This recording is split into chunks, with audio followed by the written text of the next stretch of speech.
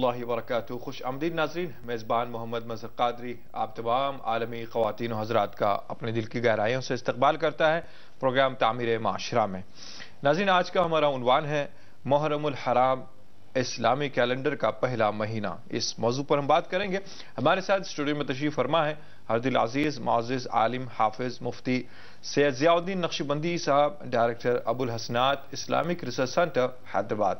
محترم، آپ کا استقبال ہے، مرحبا، اہلان و سہلا۔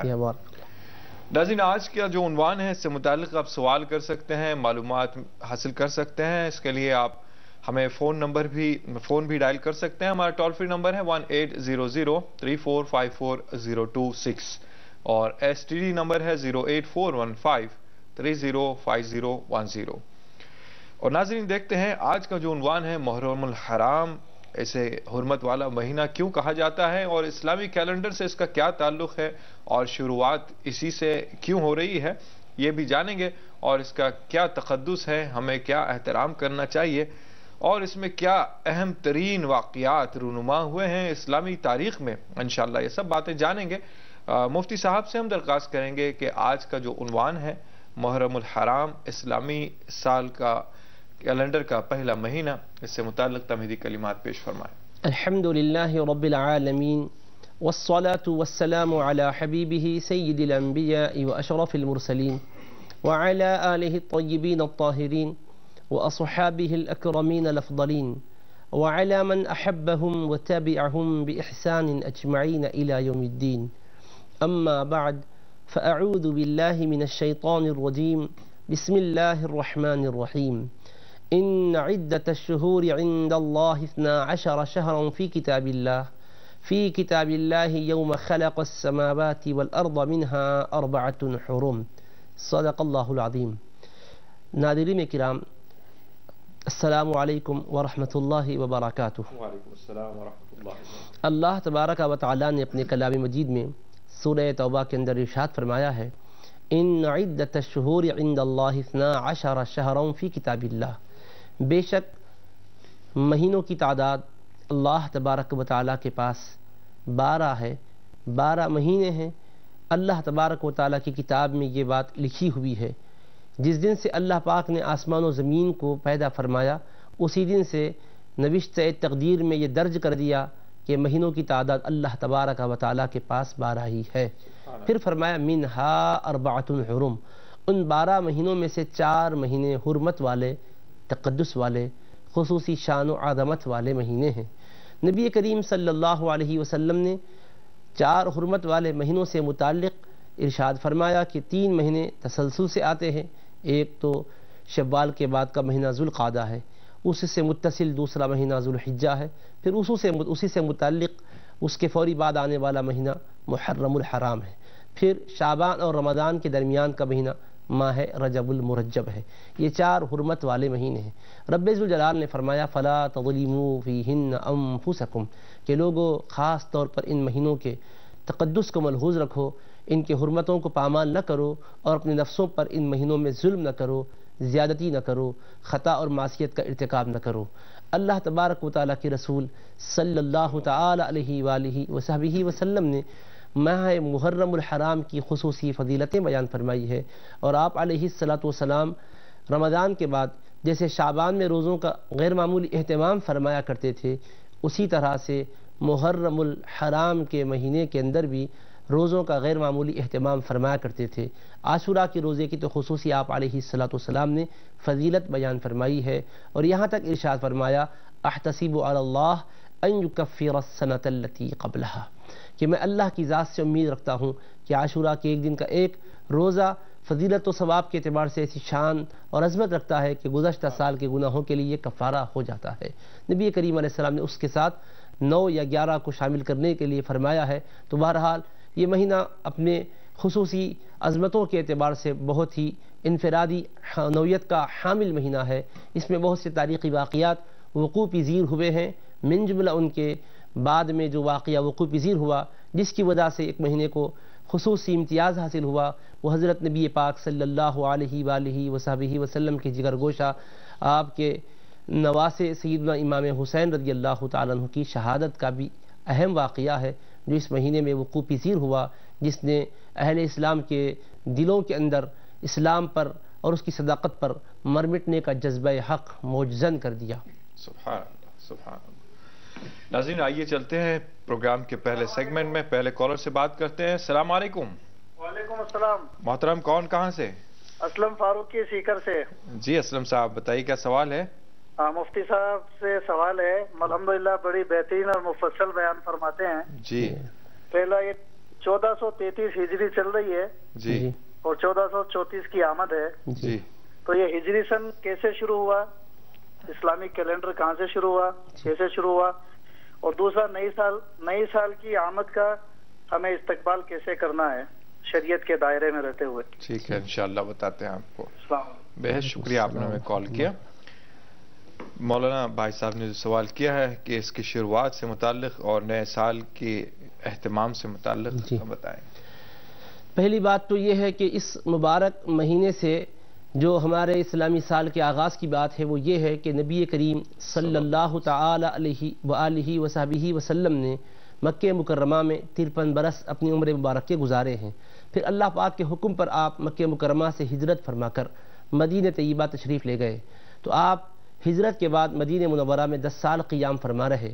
پھر آپ کے بعد خلفائے راشدین کی خلافت کے ادوار آئے، صدیق اکبر کی خلافت کا دور رہا، پھر اس کے بعد فاروق اعظم خلیفہ دوم کی حیثیت سے جب خلافت کے منصب پر متمکن ہوئے، مسند خلافت پر آپ جلوہ فرما ہوئے، تو آپ نے بہت سی چیزوں کو جہاں بطور شروعات کے آغاز فرمایا تھا، من جملہ ان کے آپ نے یہ کیا تھا کہ اسلامی سال کا آغاز محرم الحرام سے قرار پائے اور حضور نبی کریم صلی اللہ تعالی علیہ وآلہ وصحبہ وسلم کی ہجرت کو بنیاد بنایا جائے، کیونکہ ہجرت کی وجہ سے اللہ تبارک و تعالیٰ کے دین کو اوروں تک پہنچنے کا غیر معمولی موقع فراہم ہوا ہے۔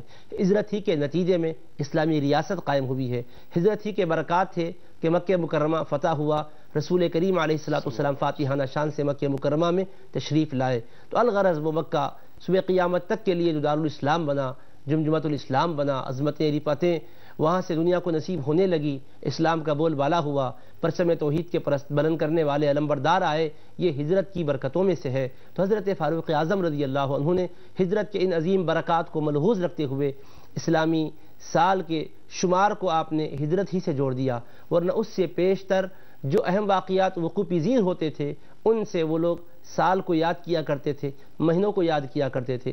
مثلا یہ کہ ہاتھی ابرہہ کا جو لشکر آیا تھا خانہ کعبہ کو ڈھانے کے ناپاک ارادے سے، تو اس واقعے کے پس منظر میں جب کبھی اس سال کے واقعات بیان کیے جاتے تو اس کو عام الفیل کہتے، فیل کا سال۔ اسی طرح سے حضرت نبی کریم صلی اللہ تعالی علیہ وآلہ وصحبہ وسلم کے چچا حضرت ابو طالب کا جو انتقال ہوا اور حضرت خدیجہ الکبریٰ رضی اللہ عنہ جو آپ کی رفیقہ حیات تھی ام المؤمنین تھی، ان کا انتقال ہوا، تو وہ سال عام الحزن قرار پایا، حضور علیہ السلام کے قلب اقدس پر غیر معمولی رنج کی کیفیت طاری ہوئی۔ الغرض جو واقعات وقوع پذیر ہوتے تھے ان واقعات سے سالوں کو منسوب کیا جاتا تھا، لیکن خلافت فاروقی میں آپ نے یہ کیا اور ہمیں رسول کریم علیہ السلام نے فرمایا علیکم بسنتی وسنت الخلفاء الراشدین المہدیین، تم پر میری سنت بھی لازم ہے، اس کو بھی تم عملی جامہ پہناؤ، اور میرے خلفائے راشدین جو ہدایت یافتہ ہے ان کی بھی سنت لازم ہے۔ تو آپ چونکہ اس کی بنیاد رکھے، اسی طرح سے وہ سنت کریمہ آج پوری دنیا کے اندر رائج اور نافذ ہوئی۔ اسلامی کیلنڈر کا آغاز ماہ محرم سے ہوتا ہے اور ہجرت سے اس کو حضرت فاروق اعظم رضی اللہ عنہ نے متعلق اور مرتبط فرما دیا۔ سبحان اللہ، سبحان اللہ۔ ناظرین انشاءاللہ اور بھی مزید معلومات ہم حاصل کریں گے، لیکن ایک چھوٹا سا وقفہ ہمارے آپ کے درمیان حائل ہے، انشاءاللہ وقفے کے بعد دوبارہ ملاقات ہوگی۔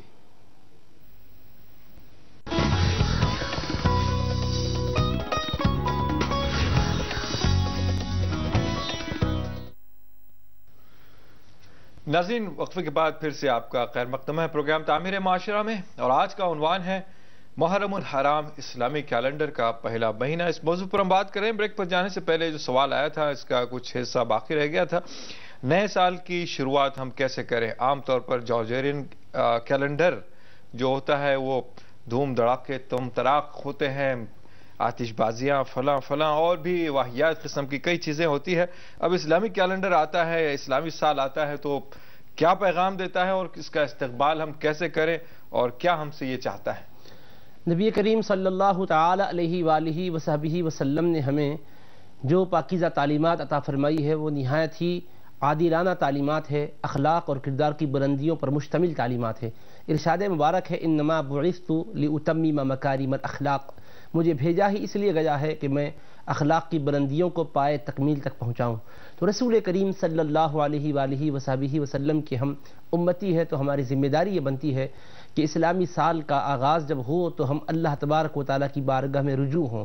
ایک سال کا اختتام، دوسرے سال کا آغاز ہمارے لیے ایک اہم ترین سبق اور درس دیتا ہے۔ آپ دیکھیں کہ اسلامی سال کا اختتام ذی الحجہ پر ہوتا ہے۔ 12 تاریخ کو 10، 11، 12 یہ 3 تواریخ جو قربانی کی تاریخیں ہوتی ہے، جس میں ہم اللہ کی رضا و خوشنودی کے لیے ایک دمبے کو یا بڑے جانور میں ایک حصہ لے کر اللہ کی رضا کے لیے قربانی پیش کرتے ہیں۔ تو یہ قربانی دراصل 3 دن پر مشتمل قربانی نہیں ہے، ہماری پوری زندگی پر محیط قربانی ہوتی ہے۔ اس کے ذریعے سے ہمیں جو پیغام دیا جاتا ہے وہ یہ ہے کہ اللہ کی رضا کے لیے ایک دمبا ہم قربان کر رہے ہیں، اپنے وقت عزیز کو بھی قربان کریں، اپنی متاع حیات کو اللہ اس کے رسول علیہ الصلوۃ والسلام کے بتائے ہوئے احکام کے مطابق گزاریں۔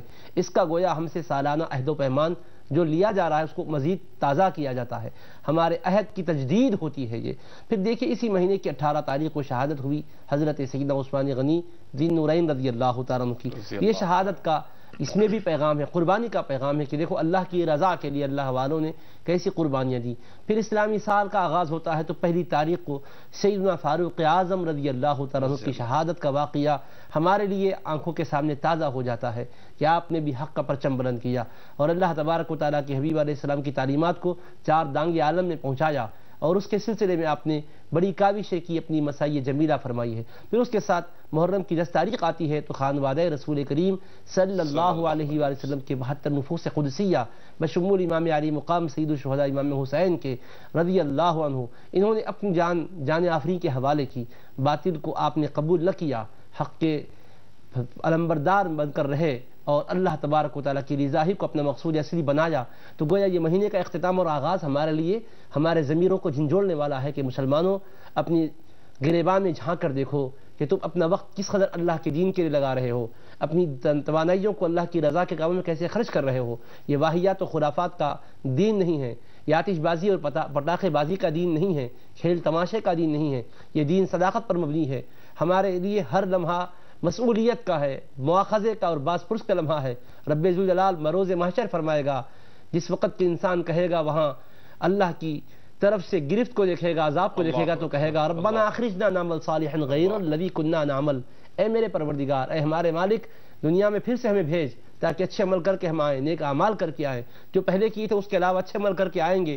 تو رب ذوالجلال جواب دے گا اولم نعمرکم ما یتذکر فیہ من تذکر وجاءکم النذیر، کیا ہم نے تمہیں اتنی عمر نہیں دی تھی جس میں نصیحت حاصل کرنے والا نصیحت حاصل کر سکتا تھا، اور ڈرانے والے بھی آتے رہے، خبردار کرتے رہے، آگاہ کرتے رہے، تم نے قدر کیوں نہ کی۔ تو گویا یہ لمحے لمحے کی ہمیں قربانی اللہ کی رضا کے لیے دینی ہے۔ اسی وجہ سے رسول کریم صلی اللہ علیہ وآلہ وسلم نے فرمایا الکیس من نفسہ، کیس عقل مند آدمی وہ ہے جو اپنے نفس کو اپنے قابو میں رکھے اور وہ عمل لما بعد الموت، اور آنے والے دن قیامت کے لیے، روز محشر کے لیے، ماں بعد موت کی زندگی کے لیے اپنے آپ کو تیار کرے۔ تو ماہ محرم کا استقبال یہ اہتمام ہمیں اس طور پر کرنا ہے کہ ہمیں اپنے پورے سال بھر کا جائزہ لینا ہے کہ سال کے 12 مہینے ہم نے گزارے ہیں، ان 12 مہینوں میں ہم نے فرائض کو کس حد تک ادا کیا ہے، کیا ہم سے کہیں کوتاہیاں ہوئی ہے، واجبات میں کوئی کسر رہ گئی ہے، بندوں کے حقوق میں کیا ہم سے کہیں کوئی فروغ گزاشتے ہوئی ہے، اس کا ہم جائزہ لے لیں، اور جہاں کہیں نقص اور کجی نظر آئے، کمی یا وہاں کوئی نقص نظر آئے تو پھر ہم کو اس کی تلافی کے لیے کوشش کرنی چاہیے۔ اب اللہ کی بارگاہ میں گڑ گڑائیں، فرائض کو ادا کریں، واجبات کو ادا کریں، قضا جو کچھ ہے وہ پورا کریں، اور بندوں کے ساتھ بھی جو معاملات میں اونچ نیچ ہوئی ہے اس کو درست کر لیں۔ اگر ناپاک طریقے سے مال کمایا ہے تو اس مال کو اللہ کے لیے استعمال نہ کریں، بلکہ جس کا تھا صاحب مال کو مال لوٹا دیں۔ اگر پتہ نہیں چل رہا ہے تو اللہ کی رضا کے لیے اس کو خیرات کر دیں۔ لیکن یہ ایک بات اچھی طرح ذہن نشین رکھنی ہے کہ یہ مہینے کا آغاز یا ایک مہینے کا اختتام، سال کا آغاز یا اختتام یہ دنیا والوں کی طرح، دنیا کے اور نظاموں کی طرح نہیں ہوتا ہے کہ آدمی خواہش نفس کا غلام بن کر جو چاہے کرے، من مانی کرے۔ نہیں، ہم من مانی کرنے کے لیے آئے ہیں، ہم آئے ہیں تو اللہ کی اور اللہ کی رسول علیہ السلام کی بتلائی ہوئی تعلیمات پر عمل کرنے کے لیے آئے ہیں۔ اس طریقے سے ہمیں اس مہینے کا استقبال بھی کرنا ہے اور اہتمام بھی کرنا ہے۔ الحمدللہ، انشاءاللہ کوشش کریں ہم سب کہ جو راستے پہ بتایا گیا ہے، جس طرح کا طریقہ کار بتایا گیا ہے اس پر ہم عمل کریں۔ ایک سوال آیا ہے SMS کے ذریعے، جاوید خان صاحب نے ناگپور سے سوال کیا ہے کہ 10 محرم کے روزے کی کیا اہمیت ہے، اور محرم کا ایک روزہ رہیں یا 2 روزے، جیسے کہ آپ نے اپنے خطاب میں بتایا تھا، پھر بھی نبی کریم صلی اللہ علیہ وسلم جس وقت ہجرت فرما کر مدینہ طیبہ تشریف لائے تو آپ نے یہودیوں کو دیکھا کہ وہ 10 محرم الحرام کو روزہ رکھتے تھے، تو آپ علیہ الصلاۃ والسلام نے ان سے فرمایا کہ کیا وجہ ہے کہ تم آج روزے کا اہتمام کر رہے ہو؟ تو انہوں نے عرض کیا کہ یہ وہ دن ہے جس دن اللہ پاک نے حضرت موسیٰ پر کرم کیا، فرعون کو غرق کیا، فرعونیوں کو دریا میں غرق کر ڈالا، قوم موسیٰ علیہ السلام کو نجات بخشی، تو موسیٰ علیہ السلام پر فضل و انعام ہوا تھا، اس کے شکرانے کے طور پر ہم 10 محرم کو روزہ رکھتے ہیں۔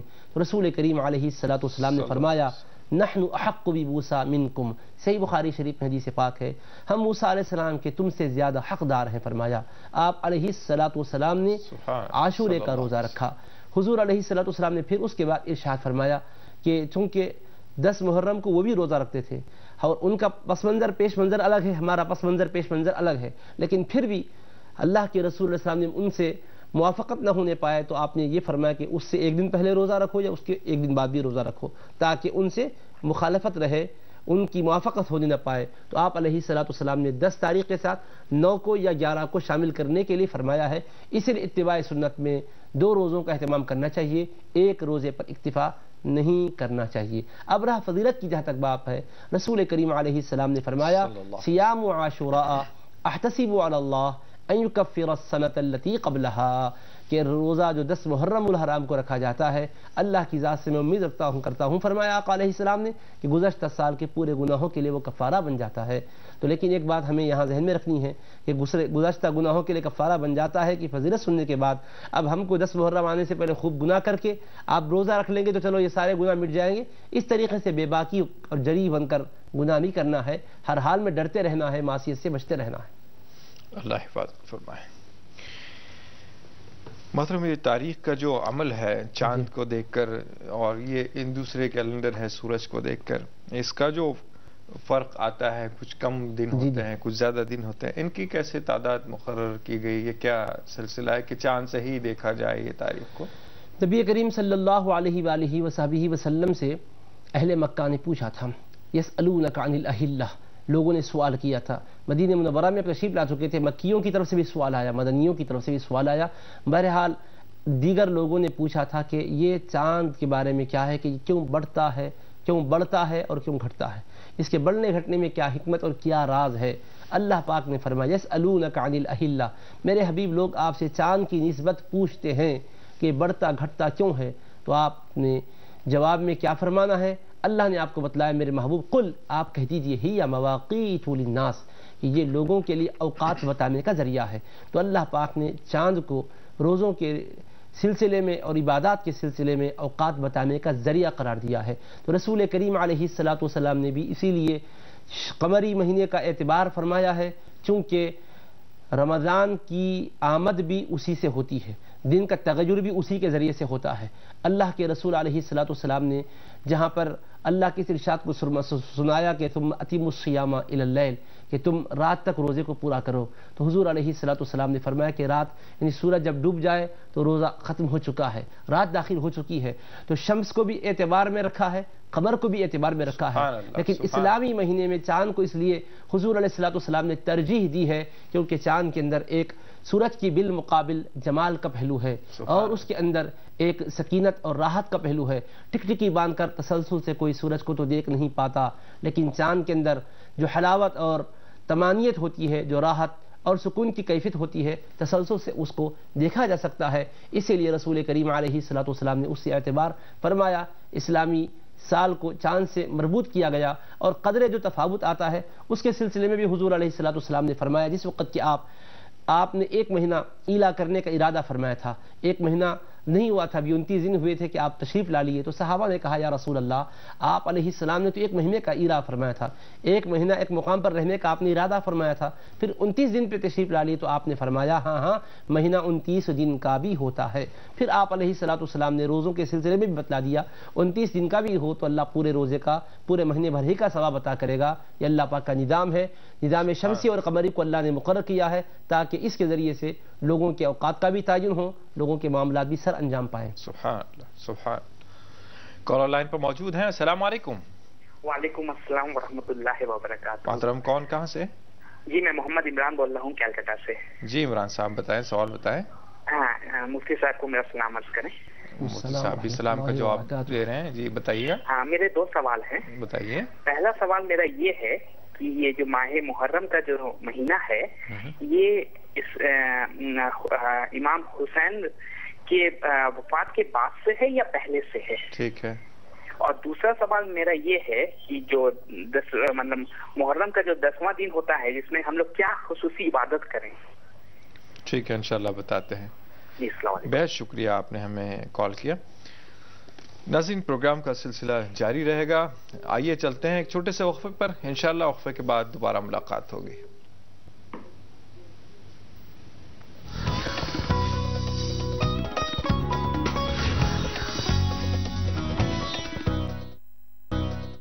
وقفے کے بعد پھر سے آپ کا خیر مقدم ہے پروگرام تعمیر معاشرہ میں، اور آج کا عنوان ہے محرم الحرام اسلامی کیلنڈر کا پہلا مہینہ، اور آپ کے سوال کے جواب دے رہے ہیں مفتی ضیاء الدین نقشبندی صاحب۔ ناظرین بریک پر جانے سے پہلے ایک سوال آیا تھا بھائی صاحب کا کیلکٹا سے۔ عمران صاحب نے سوال کیا تھا کہ امام حسین رضی اللہ تعالی عنہ کی وفات بابرکت سے پہلے یہ مہینہ آیا یا اس کے بعد میں یہ مہینے کی شروعات ہوئی ہے، کیا اس کی حقیقت ہے؟ اور 10 محرم کی جو عبادات ہیں، کوئی خصوصی عبادات ہیں تو بتائیں۔ جہاں تک ماہ محرم الحرام کا معاملہ ہے، یقیناً امام حسین رضی اللہ تعالی عنہ کی شہادت کا واقعہ اس میں ہو جانا اس مہینے کی غیر معمولی اہمیت کو بڑھا دیا ہے، لیکن علاوہ ازیں اس مہینے کو پہلے سے بھی اللہ تبارک و تعالی نے بہت سے واقعات سے منسلک فرما دیا تھا۔ حضرت سیدنا آدم علیہ السلام کی تخلیق بھی اللہ تبارک و تعالی نے جو فرمائی وہی اسی محرم الحرام کی 10 تاریخ تھی۔ آپ کا جنت میں داخلہ بھی اسی تاریخ کو ہوا، جنت سے آپ کا دنیا میں تشریف لانا بھی اسی تاریخ کو ہوا۔ حضرت سیدنا نوح علیہ السلام کی کشتی جودی پہاڑی پر جب پہنچی تو وہ بھی تاریخ محرم الحرام کی 10 تاریخ تھی، عاشورہ ہی کی تاریخ تھی۔ حضرت سیدنا ابراہیم خلیل اللہ علیہ السلام کو اللہ نے مقام خلت پر فائز فرمایا، خلیل اللہ کا اعزاز نصیب کیا، تو یہ تاریخ بھی محرم الحرام کی 10 تاریخ ہی تھی۔ اسی طرح سے حضرت ایوب علیہ السلام پر رب تبارک تعالیٰ کا لطف و کرم ہوا، دیگر پیغمبروں پر اللہ پاک کی خصوصی عنایات اور نوازشات ہوئیں تو اللہ تبارک و تعالیٰ نے اسی تاریخ میں فرمائی تھی، جیسا کہ کچھ دیر پہلے آپ نے سنا سیدنا موسیٰ کلیم اللہ علیہ السلام پر بھی اللہ پاک نے فضل کیا اور فرعون اور فرعونیوں کو غرق کیا، تو یہ بھی تاریخ عاشورہ ہی کی تھی۔ تو الغرض یہ مہینہ پہلے سے بھی اپنے دامن میں رحمتوں اور برکتوں کو لیا ہوا تھا۔ اللہ تبارک و تعالیٰ نے نواسۂ رسول حضرت امام حسین رضی اللہ تعالیٰ کی شہادت کے ذریعے سے مزید اس کی عظمتوں کو چار چاند لگا دیا ہے۔ اور 10 محرم الحرام کی عبادات سے متعلق جہاں آپ کی بات ہے تو وہاں یہ ہے کہ اس میں اللہ تبارک و تعالیٰ کی طرف رجوع ہو، قرآن کریم کی تلاوت کرے، درود شریف پڑھے، اور امام علی مقام رضی اللہ عنہ کا چونکہ اندوہناک واقعہ اس میں وقوع پذیر ہوا ہے، اس واقعے سے متعلق جو احادیث کریمہ میں تفصیلات ملتی ہے اس کو بھی پڑھے اور سنیں، اس سے ایمان تازہ ہوتا ہے، اور وہ قربانی دراصل ہمارے لیے ولولہ اور جوش اور اسلام پر مر مٹنے کا حقیقی جذبہ پیدا کر دیتی ہے۔ ساتھ ساتھ ہم روزہ بھی رکھیں اور شام میں اپنے گھر والوں کے لیے جو کچھ بھی ہم عام طور پر خرچ کرتے ہیں کھلاتے ہیں اس سے زیادہ وسعت کریں، کیونکہ روایتوں میں آتا ہے کہ جو عاشورہ کے دن اپنے گھر والوں کے لیے وسعت کرتے ہیں، فراغ دلی سے ان پر خرچ کرتے ہیں، اللہ پاک سال بھر ان کے رزق میں روزی میں برکت نصیب فرماتا ہے۔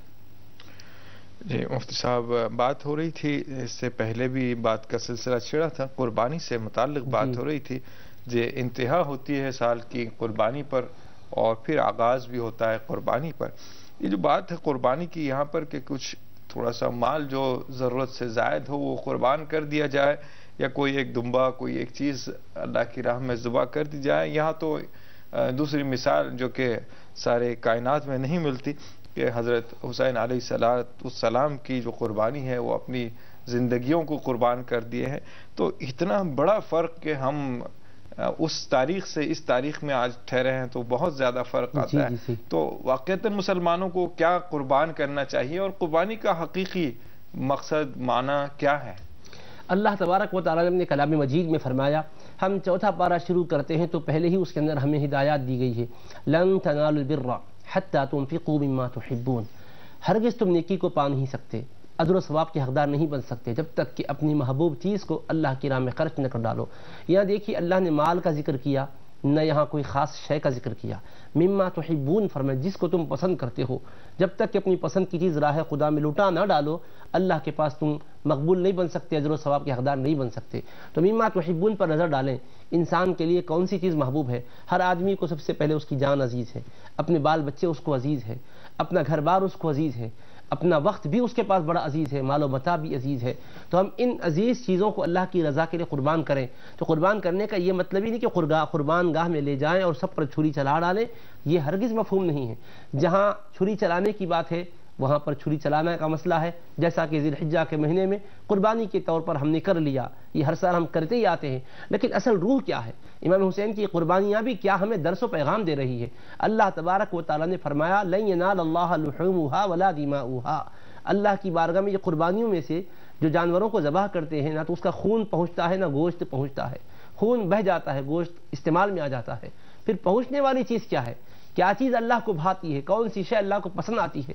رب ذوالجلال فرماتا ہے وَلَٰكِن يَنَالُهُ التَّقْوَىٰ مِنكُمْ، تمہارے دل میں خشیت ربانی جو ہے، خدا کا خوف ہے، اللہ تبارک و تعالیٰ کا جو ڈر ہے، پرہیزگاری کا جو جذبہ ہے، یہ اللہ کو پسند آتا ہے۔ تو اللہ تبارک و تعالیٰ اپنے بندے کو بھیجا اس دنیا میں، کارگاہ حیات میں ہم آئے ہیں، یہاں امتحان رکھا، فرمایا وَنَبْلُوكُمْ بِالشَّرِّ وَالْخَيْرِ فِتْنَةً، شر اور خیر دو طرح سے بھی ہم تمہارا امتحان لیتے ہیں، اور فرمایا وَلَنَبْلُوَنَّكُمْ بِشَيْءٍ مِّنَ الْخَوْفِ وَالْجُوعِ وَنَقْصٍ مِّنَ الْأَمْوَالِ وَالْأَنفُسِ وَالثَّمَرَاتِ، ہم امتحان لیتے ہیں، آزماتے ہیں، کبھی تم کو بھوکا رکھ کر، تم پر خوف طاری کر کے، مالوں میں کمی کر کے، جانوں پر مصیبت ڈال کر، پھلوں کے نقصان کے ذریعے سے، جگر پاروں پر کوئی آزمائش ڈال کر اللہ پاک امتحان لیتا ہے، اور فرماتا ہے بشری الصابرین، میرے محبوب خوشخبری ان لوگوں کو دے دیں جو صابر ہیں۔ صابر کا کیا مطلب ہے؟ اسلام کے حوالے سے مصیبت آئی تو مصیبت پر جمے رہنا، یہ حقیقی صبر کی علامت ہے۔ اور آج ہم اپنے گریبان میں جھانک کر دیکھیں، خود اپنے آپ کا جائزہ لیں، سراپا کو اپنے دیکھ لیں، کہاں اسلامی تعلیمات ہے اور کہاں ہمارا وجود ہے، ہم اس سے بالکل اکثر دور ہوتے جا رہے ہیں۔ تو قربانی کا حقیقی مفہوم یہ ہے کہ بندہ ہر لمحہ رضائے حق کا طلبگار بن کر اپنی زندگی گزارے، ہر لمحہ اس کی سوچ اللہ کو راضی کرنے کی ہو۔ آج اسلامی تعلیمات سے اتنے نابلد ہم ہو چکے ہیں، بنیادی عقائد کا ہمیں علم نہیں ہے، فرائض دینیہ سے بالکل غافل ہوتے جا رہے ہیں، حتیٰ کہ عبادات و طاعات کے معاملے میں جو ہم کر رہے ایک روزانہ کے معمولات کے بطور کر رہے ہیں، حقیقی روح جو ہونی چاہیے، خداوند قدوس سے جو ربط و تعلق ہونا چاہیے، اس کے ذریعے سے جب ہمارے اندر جو انقلاب آنا چاہیے، شخصیت کی جو تعمیر ہونی چاہیے، آج ہم خود جائزہ لیں تو یقیناً اس کی تعمیر نہیں ہو پا رہی ہے۔ اللہ پاک نے فرمایا حبیب پاک کی زبان سے قل ان صلاتی ونسکی ومحیای ومماتی للہ رب العالمین، میرے محبوب آپ کہہ دیجئے بے شک میری نماز، میری قربانی، میری عبادت اور میرا دنیا میں رہنا، دنیا سے جانا سب اللہ کے لیے۔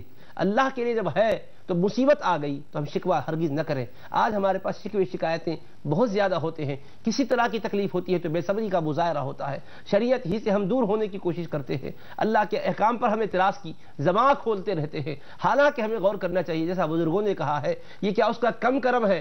ہزاروں گناہوں کے باوجود ہم اس کی زمین پر چل رہے ہیں۔ اللہ کی یہ بھی تو بڑی مہربانی ہے، ہمیں صحت مند بنایا ہے، اللہ کی کتنی کتنی نوازشات ہے، ان نوازشات سے استفادہ کرتے ہوئے اپنی نوقے نسل کی بھی ہم صحیح جہد سے، صحیح نہج سے تربیت کریں، تعلیم دیں، خود بھی سیکھیں، ان کو سکھائیں۔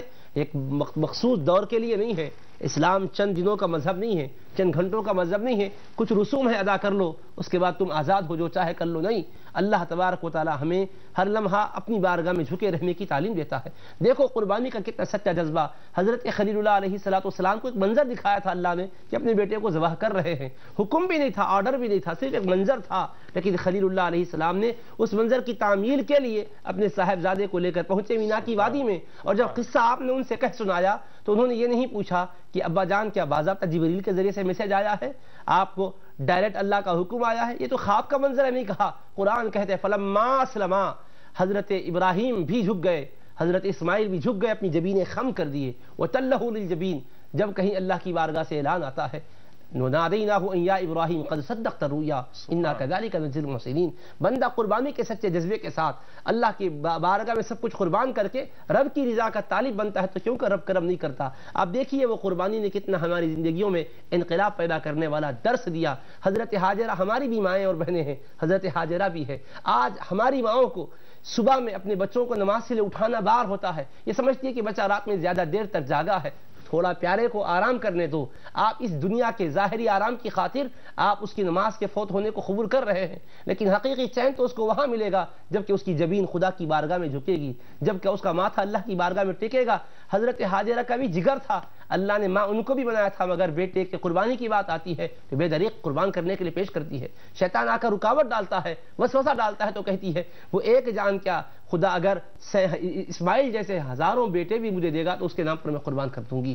تو یہ جذبہ قربانی جو ہمارے اندر فروغ پانا چاہیے آج یہی کمزور ہوتا جا رہا ہے. اور سوچئے گا میدان کربلا میں امام علی مقام اپنے خانواد عالیہ کے ساتھ پہنچے, جس میں شیرخوار حضرت علی اصغر بھی ہے رضی اللہ عنہ, امام زین العابدین ہیں, ہر قسم کے افراد آپ کے ساتھ ہیں, مستورات ہے, مخدرات ہے, اہل بیت اطہار کی بات کیا تھی, باطل کو قبول کرنا تھا. چند لمحے کے لیے اگر آپ ہاں میں ہاں ملا دیتے دنیاوی اعتبار سے تخت و تاج مل جاتا تھا, عیش و عشرت کی طرب و سرود کی زندگی مل جاتی تھی, لیکن آپ نے اس کو قربان کر دیا. آپ نے کہا نہیں, ناموس رسالت قانون رسول پاک علیہ السلام کے خلاف باطل کو قبول نہیں کیا جا سکتا. آج وہی قربانی کا صدقہ ہے کہ مسلمان بے سر و ساماں ہیں. کہیں بھی دنیا کے اندر آپ جائزہ لو, چاہے فلسطین ہو, دنیا کے کسی ملک میں بھی ہو, باطل کے مقابل مسلمان جو اٹھ کھڑے ہیں یہ قربانیوں کا صدقہ ہے. اگر وہ قربانیاں نہیں ہوتی تو یہ بھی ہمارے اندر جذبہ نہ ہوتا. آج اس ماحول کے اندر, پورا آشوب دور کے اندر, اسلام سے دوری کے باوجود مسلمان سب کچھ اپنے خلاف سننا گوارا کرے گا, لیکن پیغمبر اسلام کے خلاف نہیں سن سکتا, قرآن کے خلاف نہیں سن سکتا, خدا کی توحید کے خلاف نہیں سن سکتا. یہ جذبہ بھی دراصل اسی قربانیوں کی برکتوں کا, اسی قربانیوں کا ثمرہ اور نتیجہ ہے. بہرحال اسی جذبے کو ہمیں فروغ دینا ہے تاکہ ہم اللہ اس کے رسول علیہ السلام کے احکام کے مطابق زندگی گزار کر یہاں بھی چین سے رہ سکیں, محشر میں بھی سرخ روئی حاصل کر سکیں. آمین آمین.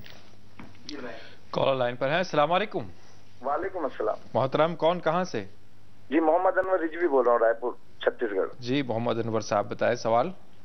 جی میرا سوال یہ ہے جی کہ محرم کا جو مبارک مہینہ ہے اس کو کس طریقے سے منانا چاہیے اور اس کے کیا آداب ہیں, کیا احترام ہے. ہمارے طرف اس محرم کے مہینے پہ جی ڈھول تاشے بجاتے ہیں, جی تو کیا محرم میں ایسا کرنا چاہیے؟ ٹھیک ہے, 9 تاریخ کو اور 10 تاریخ کو سواری نکالتے ہیں یہاں, بتاتے ہیں انشاءاللہ. بہت شکریہ آپ نے میں چھتیس گڑھ سے کال کیا, انشاءاللہ آپ کے سوال کا جواب جانے گا. ناظرین اور بھی بہت ساری معلومات ہیں جو آپ تک ہم پہنچانی ہیں. انشاءاللہ ان سوالات کا سلسلہ اور جوابات کا سلسلہ جاری رہے گا. چھوٹا سا وقفہ لیتے ہیں, انشاءاللہ وقفے کے بعد ملاقات کرتے ہیں.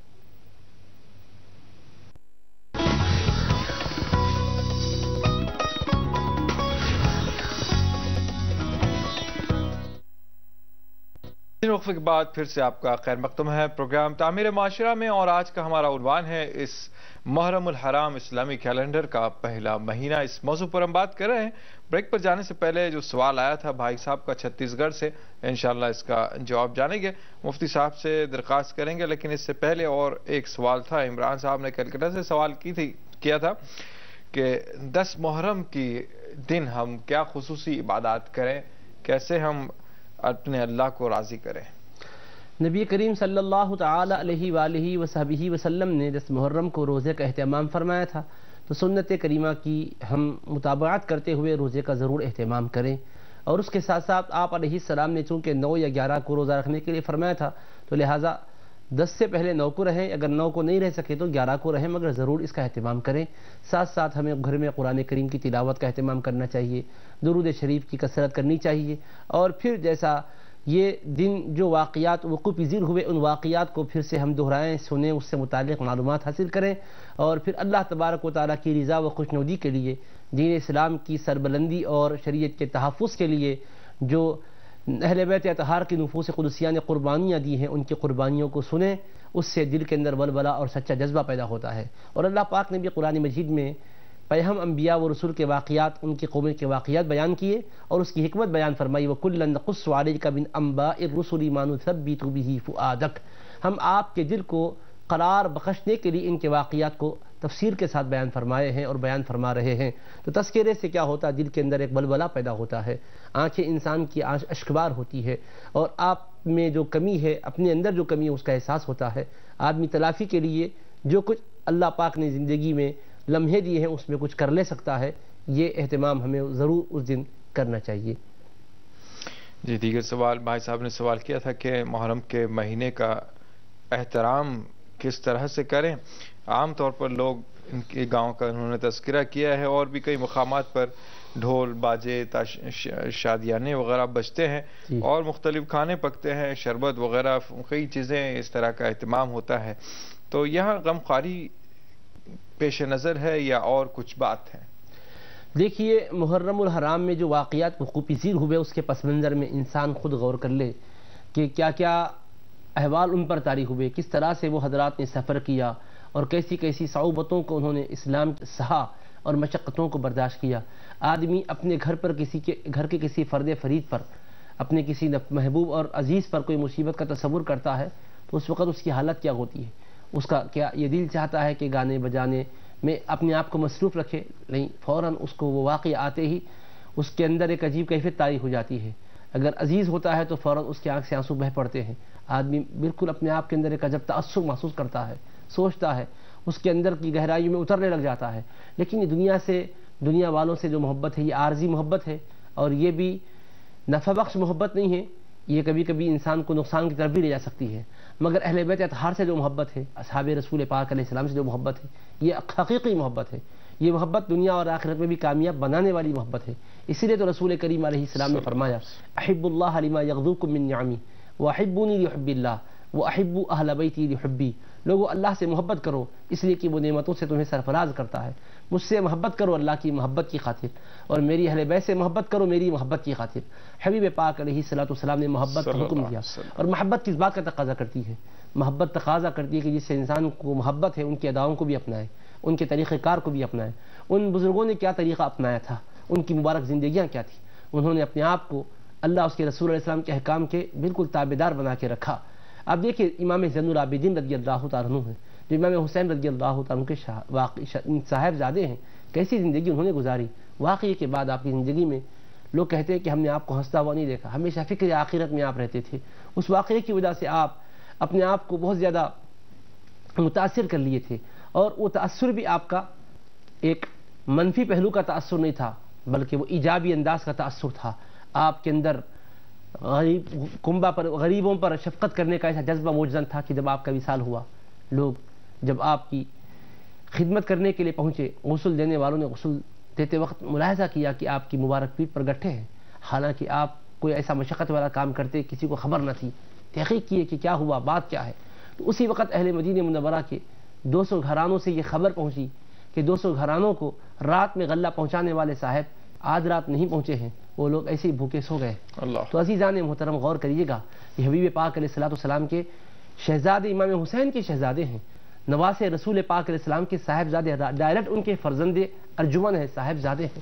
آپ نے واقعے سے کیا پیغام لیا تھا، عملی زندگی کو کس طرح سے آپ نے گزارا، کس طرح سے خداوند قدوس سے آپ کا ربط و تعلق رہا۔ اپنی طور پہ عبادتوں کا عالم یہ تھا کہ نماز میں آپ مصروف ہیں، اتنے مصروف ہیں، استغراق کا یہ عالم ہے کہ اتفاق سے وہاں آگ لگی، خیال آپ کو اس طرف آپ کا خیال نہیں گیا، لوگ آئے بجھانے کے لیے، آواز کی، آپ کی آواز نہیں آئی تو لوگ سمجھے شاید کوئی تکلیف تو آپ کو نہیں پہنچی ہے۔ خیر، سب کچھ فارغ ہونے کے بعد آپ کو دیکھے کہ آپ نماز میں مصروف تھے، نماز سے فارغ ہوئے تو آپ نے لوگوں سے پوچھا اچانک کہ کیوں آئے ہو خلاف معمول، آنے کا وقت تو نہیں تھا۔ لوگ کہنے لگے حضرت عجیب بات ہے، یہاں ایک آگ لگ گئی تھی، ہم اس کو بجھانے کے لیے آئے تھے۔ تو آپ نے کہا تم دنیا کی آگ بجھانے میں مصروف تھے، میں جہنم کی آگ کو بجھانے کی فکر میں مصروف تھا۔ اب سوچئے گا، یہ وہ ہیں ہم گناہ کر کے بھی شرمندہ نہیں، کیا تھے وہ لوگ کہ گناہ بھی نہ کیا اور پشیمان رہے۔ یہ ان کا واقعہ ہے جو اہل بیت اطہار ہیں، تو انہوں نے تذکر اور تذکیر کی زندگی بسر کی ہے۔ ہمیں بھی تذکر اور تذکیر کی زندگی گزارنی ہے۔ اب رہا شربت یا کوئی چیز پکانا یا شربت پلانا، یہ ایصال ثواب کے لیے اس میں شرعی کوئی قباحت نہیں ہے، ممانعت نہیں ہے، لیکن بہرحال ہم ان کی بابرکت زندگیوں سے جو سبق اور درس ملتا ہے وہ لے کر اپنی عملی زندگیوں میں اجالا لائیں، اپنے نونہالوں کو تعلیم اور تربیت دیں کہ ہم بھی پاکیزہ انداز سے زندگی گزاریں اور اہل بیت اطہار کے سچے چاہنے والوں کے حصے سے ہم دنیا کے اندر ابھریں تاکہ ہمارے وجود سے لوگ محسوس کریں واقعی ہم چاہنے والے ہیں، واقعی ہم محبت کرنے والے ہیں۔ دنیا میں میں کسی سے محبت کی بات کروں اور اس کے طریقے کو اگر اب نہ اپناؤں تو وہ یہ کہے گا کہ بھائی چاہتے ہو کہتے ہو، پھر میرا طریقہ ہے اس کو چھوڑ رہے ہو۔ تو عام بات ہے کہ چاہنے والا اپنے محبوب کے طریقے کو اپناتا ہے۔ ان پیاروں کا طریقہ کیا تھا؟ اطاعت اور عبادت میں، توجہ اور انابت میں تھا۔ حضرت نبی پاک علیہ السلام کی شہزادی خود فاطمہ الزہرا رضی اللہ عنہ کی مبارک زندگی ہمارے سامنے مشعل راہ ہے۔ عبادتوں کا اتنا اہتمام کہ رات گزر گئی، سجدہ ریزی میں رات گزر گئی، فجر کی اذان ہوتی ہے، آپ سجدے سے سر اٹھاتی ہے، نماز سے فارغ ہوتی ہے، بارگاہ یزدی میں عرض کرتی میرے مولا اتنی مختصر تو نے رات بنائی ہے، تیری بندی کو جی بھر کے سجدہ کرنے کا موقع بھی نہیں مل رہا ہے۔ تو وہ تو تڑپتی تھی سجدہ ریزیوں کے لیے، اور آج ہم لوگ غفلتوں کے بالکل دل دادہ ہو گئے، غفلتوں کا شکار ہو چکے ہیں۔ اللہ ہماری آنکھوں سے غفلتوں کے پردے اٹھائے اور ہمیں ان کی مبارک زندگیوں کے اسباق حاصل کر کے زندگیوں کو روشن کرنے والا بنائے۔ آمین ثم آمین۔ کالر لائن پر موجود ہیں۔ السلام علیکم۔ السلام علیکم۔ ہیلو، غالباً لائن ڈراپ ہو گئی ہے، بات کرتے ہیں۔ جی آگے بڑھتے ہیں اس مہینے کے احترام و تقدس کے سلسلے میں۔ محترم، یہ تو بات طے ہے کہ ہم لوگ عبادت بھی کرتے ہیں، نماز بھی پڑھ لیتے ہیں اور دیگر فرائض بھی انجام دیتے ہیں، لیکن جو تعلق اللہ سے بندھنا چاہیے وہ نہیں بن پاتا ہے، یا جو کیفیت ہونی چاہیے ہماری عبادت کی وہ نہیں ہوتی ہے۔ تو اس کو جو ربط ہونا چاہیے وہ کیسے حاصل ہوگا، ذرا سا بتا دیں مختصر صاحب۔ نبی کریم صلی اللہ تعالی علیہ وآلہ وصحبہ وسلم کی عبادت کو ہم احادیث کریمہ میں جو ہیں سامنے رکھیں۔ حضور علیہ السلام تو معصوم ہے، سید المعصومین ہے، امام الانبیاء ہے، لیکن رسول کریم صلی اللہ علیہ وسلم کے احوال شریفہ جو عبادات کے حوالے سے صحابہ صحابیات بیان کرتے ہیں، ایسا حال تھا۔ اللہ اکبر۔ حضرت عائشہ صدیقہ رضی اللہ عنہ بیان فرماتی ہے قیام کی حالت میں جب آپ ہوتے فلا تسأل عن حسنہن وطولہن، ان رکعتوں کے طول اور حسن کے بارے میں سوال نہ کرنا۔ اس قدر خشوع و خضوع کی کیفیت رہتی، استغراق و محویت کا عالم ہوتا، آپ کی داڑھی مبارک تر ہو جاتی تھی۔ ام المؤمنین بیان کرتی ایک مرتبہ رات کا وقت ہے، میں نے حضور نبی کریم علیہ السلام کو دیکھا کہ آپ وضو کرنے کے لیے تشریف لائے۔ پہلے تو پوچھا یا عائشہ تمہاری باری کی رات ہے، میں تمہارا حق ضائع بھی کرنا نہیں چاہتا، تم اگر اجازت دو تو میں آج رات نماز پڑھ لوں۔ آپ دیکھیے حضور علیہ السلام یہاں امت کو تعلیم بھی دے رہے ہیں کہ اپنے ازواج کے حقوق بھی ادا کرو، زوجات کے حقوق بھی ادا کرو۔ حضور علیہ السلام اللہ کی عبادت نفل کرنے کے لیے فرمایا کہ تمہارا حق ہے، اگر تم اجازت دو تو کروں گا۔ تو انہوں نے کہا میرے آقا میرے ماں باپ قربان، آپ مختار ہیں۔ پھر حضور علیہ السلام سجدہ نماز وضو کے لیے پانی لے کر بیٹھے وضو کرنے کے لیے، آپ پر اس قدر گریا طاری ہوا کہ چشم مبارک سے آنسو بہے اور داڑھی مبارک تر ہو گئی، پانی بہنے لگا۔ حضرت نبی پاک علیہ السلام کی جو یہ کیفیت کو ہم سنتے ہیں پڑھتے ہیں تو کچھ نہ کچھ ہمارے اندر طلب اور جستجو پیدا ہوتی ہے۔ حضرت سیدنا عثمان غنی رضی اللہ عنہ کے بارے میں آتا ہے کسی قبرستان سے آپ کا گزر ہوتا، اس قدر روتے کہ داڑھی مبارک تر ہو جاتی۔ لوگ آپ سے پوچھتے حضرت جنت و دوزخ کے تذکرے پر اس قدر گریا نہیں طاری ہوتی، لیکن اس موقع پر کیوں اتنا گریا گناہ ہوتے ہیں؟ تو آپ نے کہا لوگوں میں نے رسول کریم علیہ السلام سے سنا ہے کہ جنت قبر آخرت کی منزلوں میں پہلی منزل ہے، اگر یہاں کوئی پکڑا گیا تو آگے کی مشکل ہے، منزلیں مشکل ہے، اور یہاں سے اگر چھٹکارا پا گیا تو آگے کی منزلیں آسان ہیں، اس لیے میرا یہ حال ہوتا ہے۔ تو یہ واقعہ سننے سنانے سے ولولہ پیدا ہوتا ہے، عبادت کا ذوق بنتا ہے، ربط مع اللہ، تعلق مع اللہ بھی انشاءاللہ مستحکم طور پر قائم ہوتا ہے انشاءاللہ۔ ناظرین، بہرحال پروگرام اب اس بات کی اجازت نہیں دیتا کہ مزید بات کریں، ربط اللہ سے سارے بندوں کا ہو جائے، یہی دعا ہے۔ اجازت چاہتا ہے آپ کا میزبان محمد مظہر قادری، اجازت دیجیے، فی امان اللہ۔